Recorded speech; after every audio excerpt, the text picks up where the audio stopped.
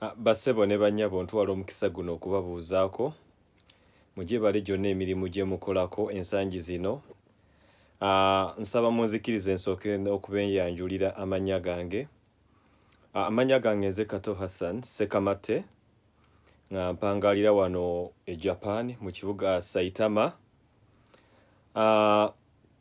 Nsiimye nnyo okubeera nga mwasazeewo tubeere nga tuwuliziganya ensangi zino era nga mwatandise dda okubeera nga mungoberera bye tugezaako okubeera nga tubatuusaako. Tulina ebintu bingi nnyo, tulina programs nnyingi nnyo ze tugenda okubeera nga tubatuusaako, era nsaba munzikirize mbeere nga mbeebaza mmwe abatandise dda okubeera nga mutugoberera okulaba biki bye tugezaako okubatuusaako. Ekyo nga nkimaze, nsaba munzikirize ntuuse omukisa guno okubabuuzaako nti mugyebaleko gyonna emirimu gye mukolako.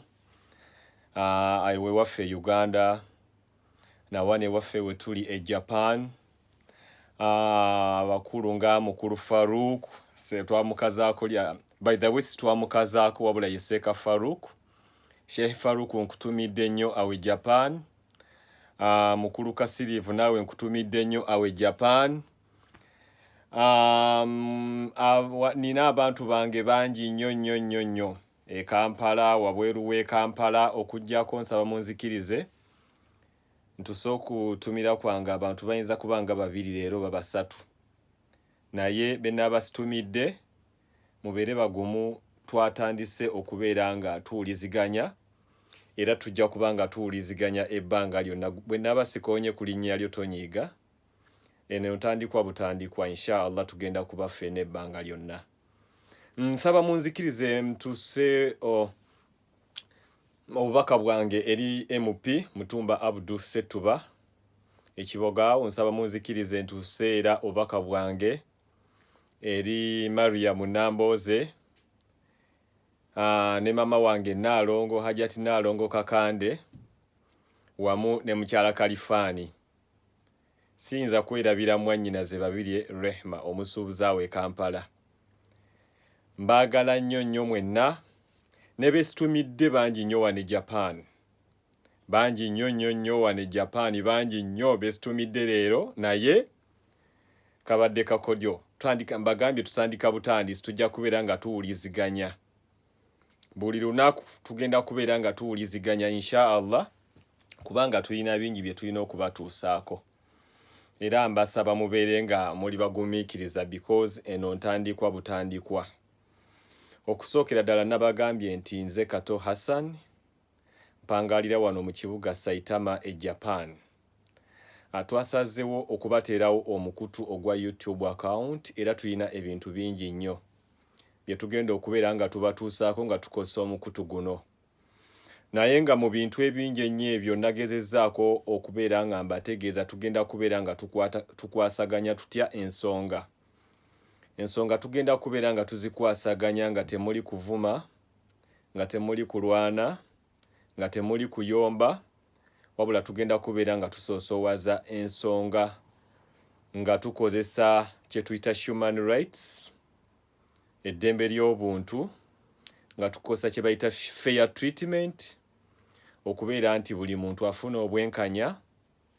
Ate era tujja kubeera nga tuwa abantu baffe omwagaanya okubeera nga bakozesa omukutu gwaffe okututuusaako obubaka ky'oyinza okuyita comments. N'olwekyo ebintu bingi nnyo bye tujja okubeera nga tugezaako okubeera nga tutunuulira okubeera nga tuteekawo omutindo ku YouTube account yaffe, naye tuli mu ntandikwa butandikwa.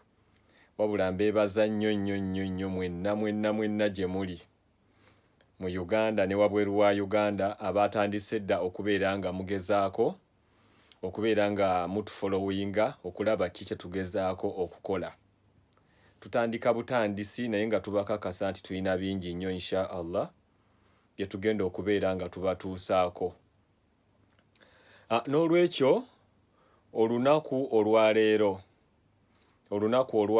ngenda kutwala obudde, buyinza obutaba bungi nnyo, naye nga ngenda kwogerako katonotono ku kintu ekiyitibwa eddembe ly'obuntu. ku kintu ekiyitibwa eddembe ly'obuntu. Tujja kubeera nga tukyaza abagenyi bangi nnyo mu studio zaffe babeere nga boogerako gye muli, abagenyi bangi nnyo mu mbeera zaffe zonna ez'obulamu, eza bulijjo mu byobulamu, mu byenjigiriza, business, entertainment, sports, ebyobufuzi n'ebirala byonna. Abagenyi baffe tujja kubeera nga tubakyaza wano mu studio zaffe basobole okubeera nga boogerako gye muli, kubanga ekigendererwa omulamwa namba emu ogw'okuteekawo radio yaffe eno oba channel yaffe eno, twayagadde tubeere nga tutuusaako abantu baffe ky'oyinza okuyita okumanya information oba kiyite amawulire ago gayamba omuntu okubeera nga ayina okumanya. N'olwekyo ate era okumanya kuli two-way traffic. Nze abayogera mba nina bye simanyi bye mba neetaaga okubeera nga mmanya eri ggwe andaba oba mpuliriza. N'olwekyo tugenda kubeera nga tukozesa omukutu gwaffe nnamba emu okutuusaako abantu baffe ky'oyinza okuyita okumanya oba information. Abantu babeere nga bali updated mu buli kimu. Okusookera ddala nga bwe ŋŋambye nti ŋŋenda kutwala obudde butonotono okubeera nga njogerako ku nsonga eyitibwa ey'eddembe ly'obuntu. Ensonga eyitibwa eddembe ly'obuntu ky'oyinza okuyita human rights. Kirimu ebintu bingi nnyo bwe tugamba eddembe ly'obuntu. Naye mu bufunze kye ŋŋenda ndowooza okugenda nakyo okutwala kiyite omuntu okubeera nti oteekawo obwenkanya nti gwe nga bw'oyagala bakuyise ne munno bw'oba olina okumuyisa. Oyagala bakuyise bulungi ne munno muyise bulungi, ekitegeeza human rights, eddembe ly'obuntu. Eddembe ly'obuntu lirinyiriddwa nnyo naddala mu nsi zaffe za Africa. Yewasinze okubeera okulinyirira eddembe ly'obuntu okungi. Ne mu Asia naye waliyo okulinyirira eddembe ly'obuntu kungi nnyo, naye okusinga ndowooza essira ngenda kulissa mu Africa and particularly ewaffe mu Uganda. Eddembe ly'obuntu, bw'ogamba eddembe ly'obuntu nga bwe nkyogedde nti mu lulimi olwangu gwe kifune munno okumuyisa obulungi nga gwe bw'oyagala bakuyise ne munno bw'oba olina okumuyisa. Bw'oyagala bakuyise bulungi kitegeeza ne munno muyise bulungi. Mu lulimi olwangu ennyo ndowooza kye tuyinza okuyita eddembe ly'obuntu. Eddembe ly'obuntu lizingiramu abakyala, eddembe ly'obuntu lizingiramu eddiini, eddembe ly'obuntu lizingiramu politics gwe twagala ennyo abamu, eddembe ly'obuntu lizingiramu abaana abato, eddembe ly'obuntu lizingiramu abantu abaliko obulemu, abatalaba, abalema n'ab'engeri zonna. Eddembe ly'obuntu lizingiramu buli muntu. By the way, n'omuntu omusibe naye abeera n'eddembe ly'obuntu. Ne gw'oyinza okuyita suspect nti omuntu ateeberezebwa okuba nga yakoze kino naye abeera n'eddembe ly'obuntu. N'olwekyo oba oliawo byonna nnyinza obutabimalaayo ebiri mu ddembe ly'obuntu naye ŋŋenda kwogerako ebitonotono. Okusookera ddala bwe tuba tukola emirimu gyaffe ennaku zino oba ensangi zino, mu bulamu obwa bulijjo omuntu olina okukakasa nti bw'oba okola emirimu gyo toyina kulinyirira ddembe lya munno ng'okola emirimu gyo. Oyinza okusookera ddala oyinza okutwala ekifo awo wennyini w'okolera. Toyina kulinyirira ddembe lya munno. Tugeze nti bw'oba olina edduuka lyo, ebintu byo eby'omu dduuka toyina kuteeka yadde n'ekintu n'ekimu ewa munno. Eddembe ly'obuntu lirimu ebintu bingi. Bw'oba otudde mu mmotoka oba oli ku ssimu toyina kuleekaanyiza banno ssimu. Bw'oleekaanyiza banno oli mu mmotoka oyogera naye ng'ate oleekaana nnyo kitegeeza oba olinyirira eddembe lya banno. Eddembe ly'obuntu lirimu omwana omuto okubeera nti nno omuwa school fees n'asobola okubeera ng'agenda ku ssomero n'omutwala ku ssomero. Ekyo nakyo ddembe lya buntu. eddembe ly'obuntu lirimu okubeera ng'omwana bw'aba alwadde omutwala mu ddwaliro. Eddembe ly'obuntu lirimu okubeera nti omuntu bw'abeera ng'azizza omusango mwe temulina mukwata ne mumulamula, mulina okubeera nti omuntu oyo mumutwala mu b'amateeka, kye kiyitibwa eddembe ly'obuntu. Naye bw'okeera enkya n'ogamba nti ono gundi azizza omusango bwe guti ne mutandika omukuba emiggo gye mwagala, sinakindi n'okumutta, kitegeeza muba mulinnyiridde eddembe lye. Olw'ensonga omuntu oyo aba taweereddwa mukisa kubeera nga atrayingibwa, kye bayita fair trial. Ani alina obuyinza okutrayinga omuntu oyo? Ye kooti, courts of laws. N'olwekyo kyenjagala okukaatiriza ku nsonga eyo, ewaffe abasibe bangi nnyo eddembe lyabwe lirinnyiridwa nga ne poliisi yennyini mweri eririnnyirira. Omuntu ne bamusanga nti ne bamususpecting oba ne bamuteebereza nti yakoze kino amangu ago amasasi nga gaamulidde edda oba oliawo nga talina na kyakulwanyisa. Baseeka bangi tubalabye nga battibwa nga ate tebalina na byakulwanyisa. Kitegeeza kulinnyirira ddembe lya buntu. Eddembe ly'obuntu lirimu ebintu bingi nnyo. Naye ekirungi kya byonna nti ebimu ngezezzaako okubyogera. Abaana abato nsonga nkulu nnyo. Mu maka mangi nnyo ogenda okulaba abaana abato ng'eddembe lyabwe lirinnyirirwa. Omwana omuto alina kyakoze amangu ago nga kiboko zaamuyiseeko dda, empi zaamuyiseeko dda. Si kye kyandibadde ekituufu. Kubanga omwana omuto bw'oba oyagala omutendeka, okutendeka okusinga obungi oba obulungi si kuba mwana oyo. Nandibadde ndowooza nti okutendeka okusinga obulungi kwogera na mwana oyo n'omulaga ensobi gy'akoze, kubanga aba ategeera. Bw'omala omulaga ensobi gy'akoze n'omugamba nti bakola bwe bati ne bwe bati, omulundi ogujja tokolanga bw'oti. Abazadde tuyinza okukola, by the way, waliwo ebintu bye tusobola okukozesa okuteekamu abaana abo naddala empisa oba okubateeka mu ffe kye twagala, ogeza ng'ebirabo. Nti omwana bw'aba nga alina empisa ennungi oyinza omugulira ekirabo ng'oyagala otegeeza oli eyeeyisa obubi nti naawe bw'oneeyisa obulungi naawe nja kukuwa ebirabo. Nga ki kye tugezaako okuggyayo? Bwe butalinnyirira ddembe ly'abaana bakubanga bwe twagala, kubanga okuba omwana si kye kituufu. Eddembe ly'abaana abato lirinnyiiriddwa nnyo. Wano e Japan we tuli omwana omuto tebamukuba. Omwana omuto wano e Japan mu nju, buli nju ebeeramu ennamba y'essimu. Omwana olugezaako okulaba gwe taata we ng'okuba maama we, oba nga yo oyagala mukuba oba omukuba, akwata bukwasi namba ssimu n'akubira poliisi nejja n'ekusiba. Si kye ngambye nti oba kyengezaako okwadvocatinga kitandike ewaffe, naye ngezaako balaga kifaananyi nti abaana abato balina eddembe ly'obuntu. Nabo balina eddembe ly'obuntu, tugezeeko okuba nti tubatulugunya. Kubanga tulabye abazadde bangi nnyo nga babookya ebidomola, tulabye abazadde bangi nnyo nga babakolako ebikolobero eby'amaanyi abaana abato.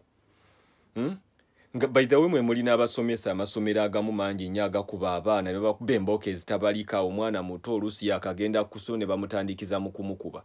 Kuba omwana kasita omutandikiza mu kumukuba nga yakagenda ku ssomero, ekyo abasomesa bakiyita negative reinforcement, oba omumazeemu okwagala kuli okw'okusoma kubanga omutandisiza ku mbooko nga yakagenda ku ssomero. N'olwekyo mu bufunze eddembe ly'obuntu lirimu ebintu bingi nnyo, naye ng'ebintu bingi nnyo byonna byetooloolera ku kintu kuyisa muntu bulungi nga ggwe bw'oyagala bakuyise. Emabegako awo mukulu Erias Lukwago Lord Mayor yansanyusizza nnyo nti bwe yabadde mu studio za NBS wabaddewo embeera etabadde ennungi eyamutuusiddwako munne gwe babadde naye nga bakola program. Naye kiyansanyusizzaako nga lawyer omutendeke teyalwanye. Kubanga ekimu ku biraga omuntu obugunjufu bw'aba atuuseeko kwe kuba nti toyina kulwanira mu lujjudde, toyina kulwanira mu public. By the way, ne bwe kubeera nga kulwanira waka toyina kulwana. Ekimu ku biraga omuntu obugunjufu bw'oba otuuseeko kye bayita self control. Weekontrolinga otya gwe ng'omuntu, bw'oba onyiize okkakkana otya nga tukubye muntu, nga tolwanye na muntu, nga tuvumye muntu. N'olwekyo ekikolwa ekyakoleddwa Lord Mayor kyabadde kirungi nnyo, ekyokuba nti yasobodde okubeera ng'akuuma obukkakkamu. era ekyo ndowooza kye twetaaga ffenna tusobole okuba nga tukola ki nga tukoppa ekyokulabirako ekyo. Mu nsi zino ezimu ze twagala okuyaayaaniramu ennyo okugyamu z'oyinza okuyita first world temulimu kye bayita kulwana. Gwe kasita ogezaako okulwana poliisi ekusiba ekisookera ddala bw'eba tekututte kusiba ku olwo oyinza okwesanga emirimu gyo nga gifudde olw'ensonga oyinza okwesanga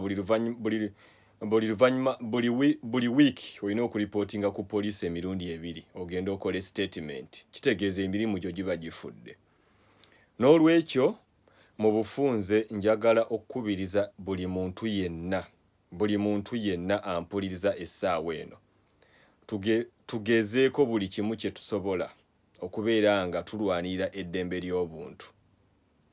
Abakungu ba gavumenti bangi nnyo batulugunyiza abantu babamalako eddembe lyabwe so nga ate be bandibadde nambeemu mu kukuuma eddembe ly'obuntu naye ate weesanga nga ate be bannambeemu mu kulikola ki mu kulivayolatinga. Mpozi nakano munzikirize nkayiseewo ku ddembe ly'obuntu. Ebiseera bingi nnyo ewaffe bwe tubeera nga tulina oba oluusi ogenze mu ddwaliro oba oluusi ogenze awantu wonna oba ku dduuka okufuna services oba okufuna empeereza. Eddembe ly'obuntu lijjirawa oba oliawo ng'ogenze ku dduuka oba ku ddwaliro oba mu ofiisi yonna. Eddembe ly'obuntu we lijjira wali nti toyina kusooka muntu yakusoosewo okufuna service kobeere ng'obadde munene yenkanaki kye bayita eddembe ly'obuntu. Yensonga lwaki mu zino ensi ze tulimu omuntu oba oyina buli muntu aba alina okusimba layini. Bw'ebeera train simba layini kitegeeza gwe wasooseewo ate tasobola kusooka kuyingira.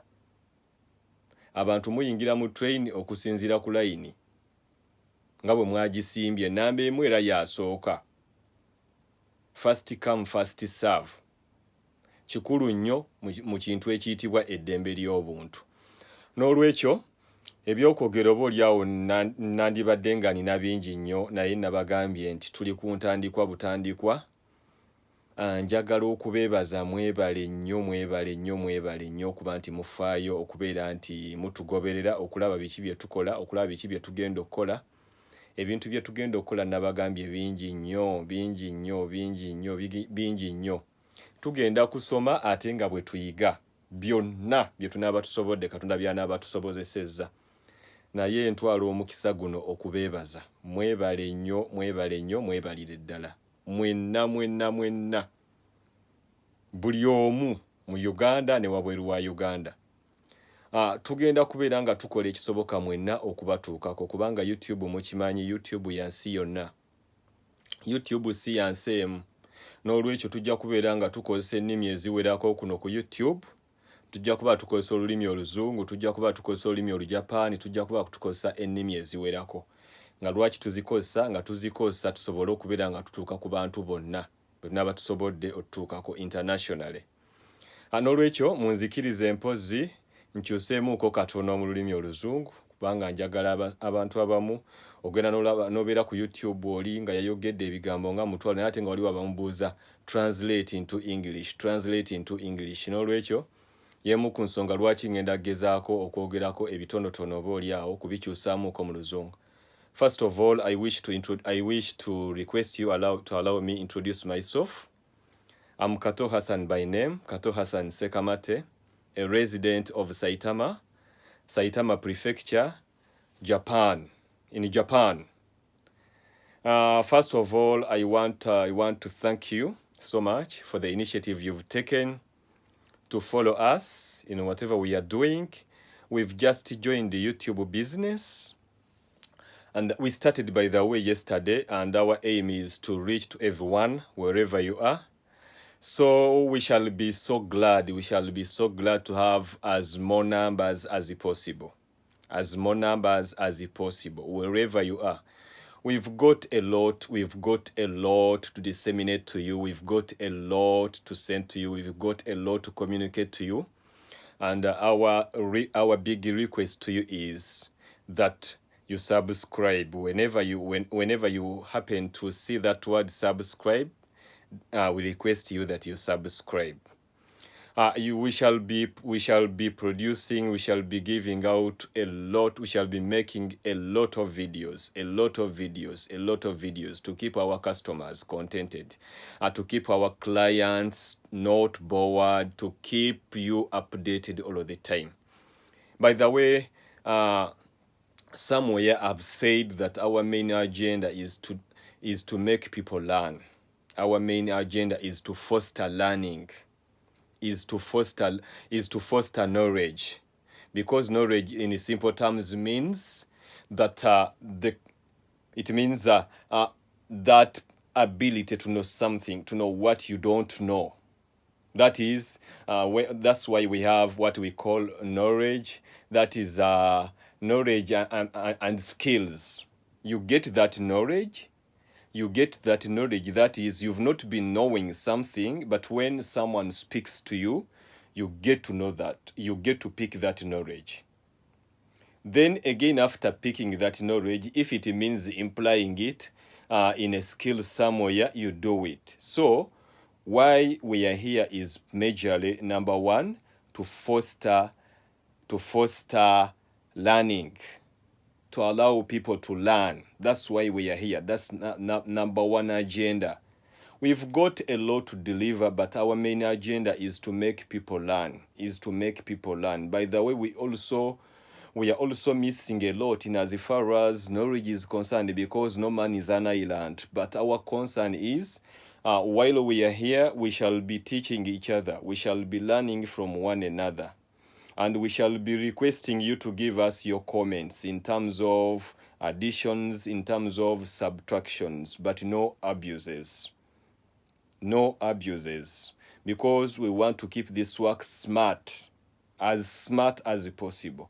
We want to keep it professional. We want to keep it gentle. We want to work in accordance with the guidelines that govern social media. Because on so many occasions we've seen people fight, by the way, in studios, and we are wondering why people can afford to fight in studios, why people abuse each other at such an age. We are now saying that the world is now globalized. Okay, we are in a global village. So at such an era, when people are in a global village, why should people abuse each other? Why should people fight each other? So, in simple terms, I'm saying that we are here to render a very good service. We shall be doing videos, we shall be tackling all aspects of life. That is, in health, in education, in entertainment, in sports. Mention it. We shall be tackling politics, mention it. We shall be tackling each and everything. We shall be hosting different visitors to talk to you, to tell you what happens around the world, such that you can learn from them. Because learning is endless. Learning doesn't stop. Learning doesn't stop. At any time you can learn. And the most important person is that one that offers time to learn, that sacrifices time purposely to learn. That's the most important person. So in a brief, I may be having a lot, but time is always a limiting factor. So briefly, I just want to send my greetings to Mr. Mutumba Abdu MP, to Namboze Mariam, to Nalongo, my mother. She's Nalongo Setuba. To Mchala Kalifani, Rahma Kalifan. To Mr. Farouk, Sheikh Farouk of Saitama. To Mr. Kasiriv, my boss, and to all of you, wherever you are, in Japan and across the continent. Just want to wish you well. Thank you so much for listening to me. Thank you so much for sacrificing your time to watch what we are doing. Thank you so much for that devotion, for that initiative you've taken to give us a chance, to give us a benefit of doubt. I'm so much glad. I'm so much glad. So in a nutshell, I just wish to say bye-bye, please. Bye-bye, please. Wish you well. Thank you so much for your time. Bye-bye. See you, please.